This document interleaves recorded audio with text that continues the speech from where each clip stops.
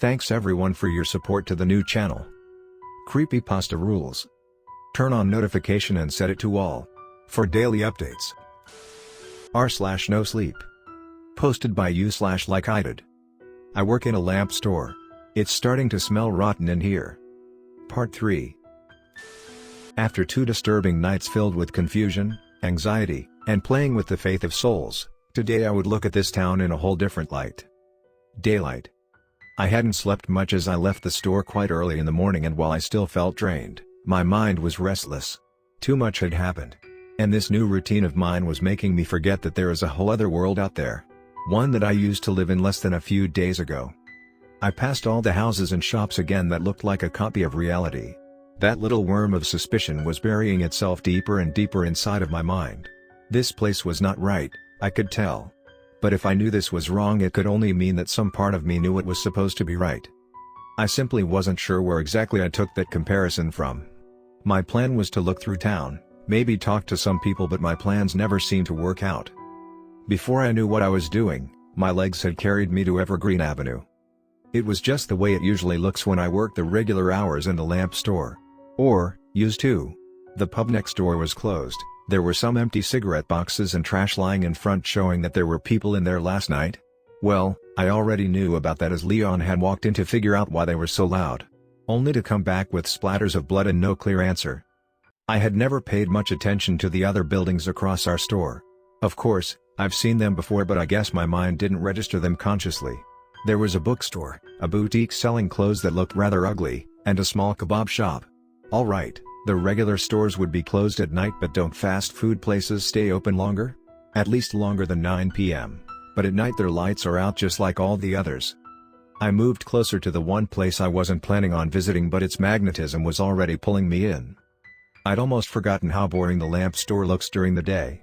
All the lights were off and you might guess that the shop isn't open at all. I pushed against the door and it opened. I took a sniff walking in, to see whether I could make out what Miss Smithel was talking about yesterday, but it smelled just like it always did. A mixture of plastic and metal. Riley?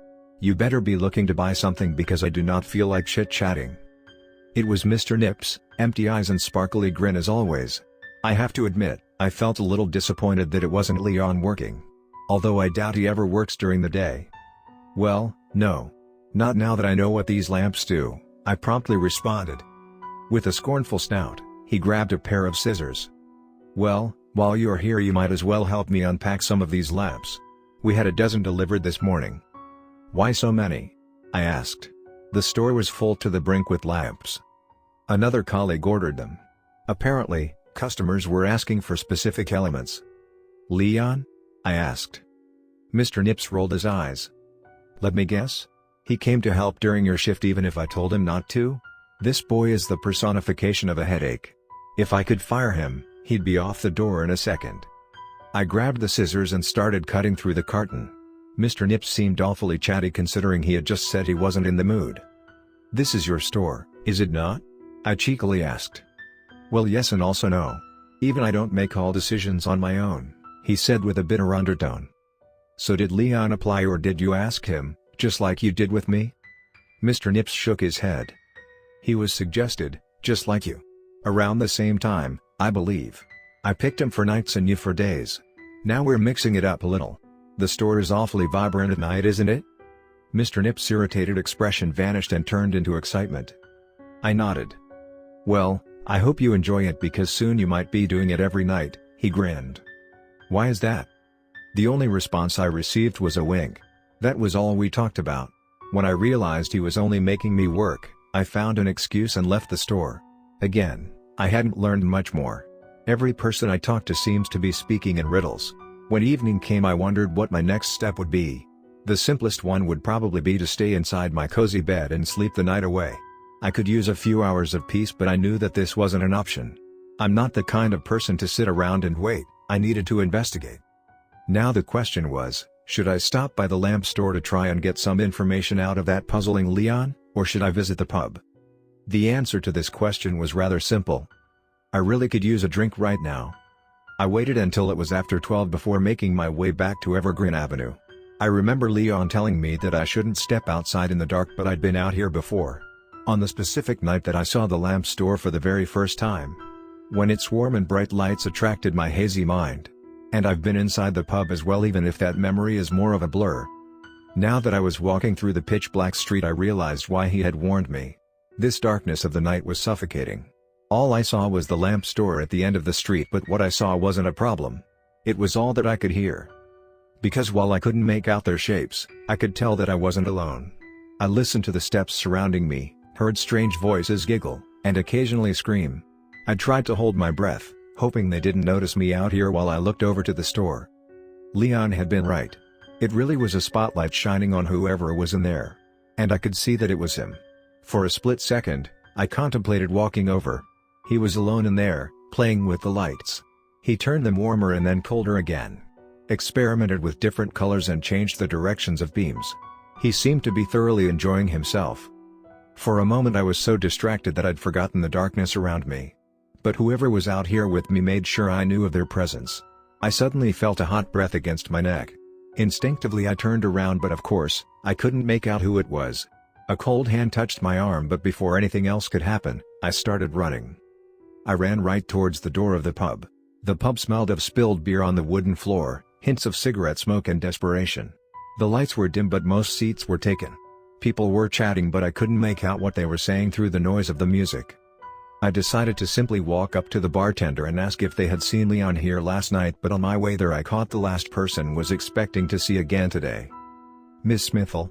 The strange older lady that had come to the lamp store last night? She was sitting inside a booth all alone with her half-empty pint of Guinness. "May I join you?"